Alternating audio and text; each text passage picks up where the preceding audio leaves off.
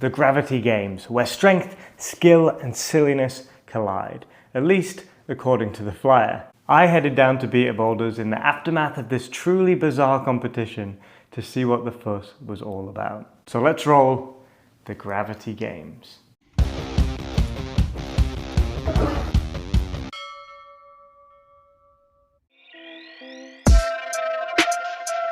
So, the Gravity Games, have I got a treat for you? 9 boulders with 9 gimmicks ranging from interesting to, well, this I suppose, climbing with oven mitts on the world's smallest dyno. Really not super difficult, but as you can see, we were doing it the next day and the oven mitts were quite worn out by this point.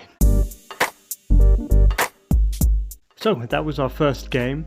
But they do get a bit more interesting from here on out. This was actually one that I might incorporate into my training, climbing with 2 beanbags on your feet, as illustrated here by Dr. X. I really enjoyed this one. Whereas our previous challenge with the oven mitts was a little simplistic and not that different from normal climbing, I think climbing with the beanbags, it really made you think about your feet. And we all know someone who could benefit from this kind of training. The route itself wasn't too hard, and that was the case for most of the climbs here, to be honest. But again, the point of this competition wasn't to prove who the best climber was, it was just to have a bit of fun. But I'm definitely going to head out and buy some beanbags so we can try this on something a little more challenging in the future. The next challenge was these pool noodles, which you had to climb through without touching any of them. And although the climb itself again was very easy, you can see I just nudged it with my foot there, the challenge was actually quite tough. I will just apologise for the slightly dodgy camera work in this video. I forgot my tripod, and anyway, there wasn't a very good angle for this climb, so sorry for everyone I inadvertently caught on camera. I've tried to disguise everyone. But anyway, you can see me on the crux here, trying to squeeze through this part. Definitely the hardest part of the climb, and I managed to get through that bottom noodle. Now, slightly obscured by these two, you can see came to watch, but that was what was one of the great things about this competition, you know. It really had a nice community feel because people were just interested to see what was going on, you know. It's not every day you see people trying to climb their way through pool hoops. But that was a great challenge. Again, I'd love to see more of those set in the future. Next up, something a bit more familiar. This is a partner climb, not quite as complex as some of those that you might seen going around YouTube, but a lot of fun nonetheless. The objective of this climb, as you might have guessed, is to get to the top while you have one hand linked together with your partner. The only downside is climbing with someone as elegant as Dr. X just makes you look like a bit of a bumbling idiot, really. But there you go.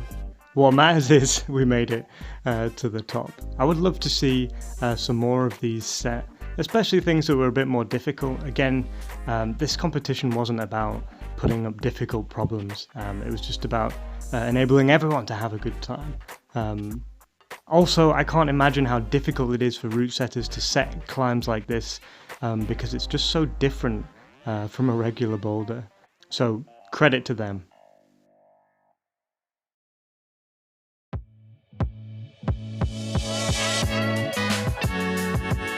Next up, something we've all done before, the campus challenge. In case you're new to climbing, campusing looks like it's a lot about strength, but actually it's about technique, and that's why you can see me really swinging to maintain this momentum here. Nothing special, but still a lot of fun.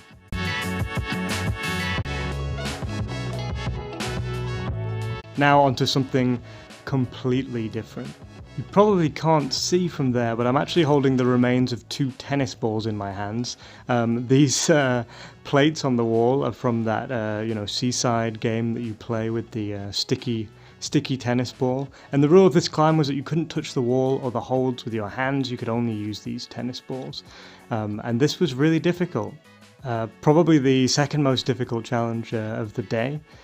Especially because, as I said, we came the day after the competition and the tennis balls were completely destroyed, so we were climbing with a little remnant. That said, I did see plenty of people do this, even with a completely destroyed tennis ball. so it's not really an excuse. But for me, it was just a bit too difficult. The crux was really here, trying to get around this corner, and without any handholds, it really took courage that I didn't have. And just to show you what I was climbing with, that's the remnants there.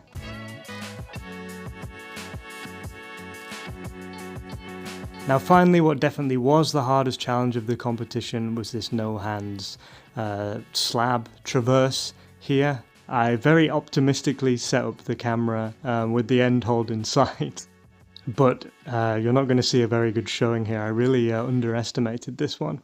I managed to get a few moves further than what you're going to see. This time I mess up on this step through because I was trying to use my toe when I should have been using the edge. Either way, I saw a lot of strong climbers trying this, and I didn't see anyone actually make it to the end, so this one's really tough.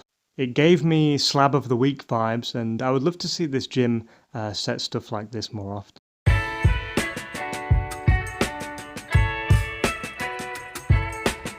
Now for something much more traditional, a classic dyno challenge. You can see the first level there, pretty straightforward, but the difference about this challenge was that it had two different starting points.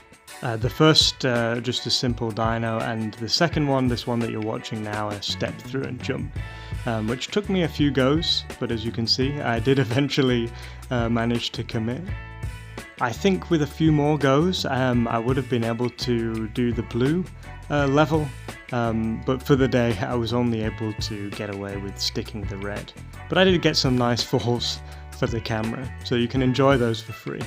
I do like challenges like this though, because you do get to practice skills that maybe you don't get to do in the gym every day. After all that, I did want to relax and do some normal projecting, but I was very tired. It's surprising how, with these extra rules, even very easy climbs can start to take it out of you. And even though it's my favourite holds, this 6B Plus was really causing me troubles after that long session. But never fear, here at TM Boulders, we never let you down. And after a few tries and a bit of projecting, I was able to get through this one. To unlock the crux of this climb, you actually had to do this foot swap, flag out wide, and then reach through, and you can see my lack of shoulder mobility really causing me some problems, but by dropping my weight, I was able to come through. And the rest, well, it's fairly standard stuff. And there isn't really a better way to end the day than finishing a project. Look how happy he is. So, those were the gravity games. Let me know in the comments which of those challenges you'd like to try the most. And of course, like and subscribe, but most importantly, watch this video next. I'll see you next time.